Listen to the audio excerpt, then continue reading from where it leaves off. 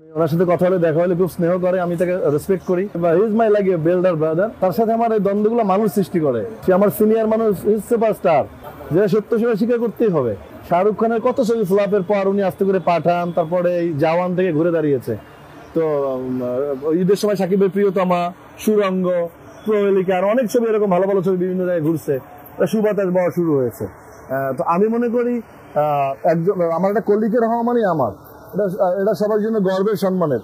এরকম করে সবারটাই হোক। আমারটা যখন আল্লাহ তাআলা বলবে তুমি জনপ্রিয় যতই হওয়ার চেষ্টা করবে, আল্লাহ তাআলা তোমাকে জনপ্রিয় জায়গাটা না ধরে দিলে, কপালে না থাকলে, রিজিকে না থাকলে তোমার কখনোই হবে না, যত চেষ্টা করো। তো সেইটা যখন সৃষ্টি হবে অবশ্যই আবার আরেকজন আমার হোক, আরেকজন হোক দিয়া আবার সুন্দর করে সেই যাত্রাটা শুরু হবে।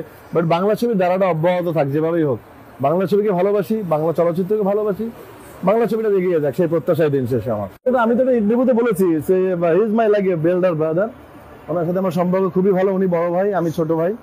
উনি ওনার সাথে কথা হলে দেখা হলে খুব স্নেহ করে, আমি তাকে রেসপেক্ট করি। আমাকে তুমি করে বলে, আমি আপনি করে বলি। This is the relationship, is good relationship.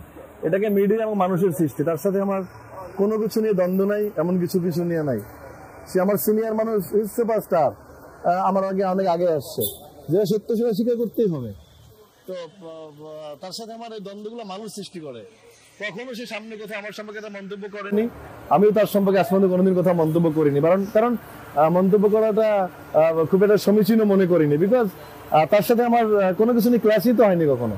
তো আমি এগুলো নিয়ে, মানুষই আসলে এগুলো তৈরি, মানুষের সৃষ্টি। তো বন্ধুরা, এই ভিডিওটি সম্পর্কে আপনাদের কি মতামত? অবশ্যই নিচের কমেন্ট বক্সটিতে আপনাদের মতামত জানাতে ভুলবেন না।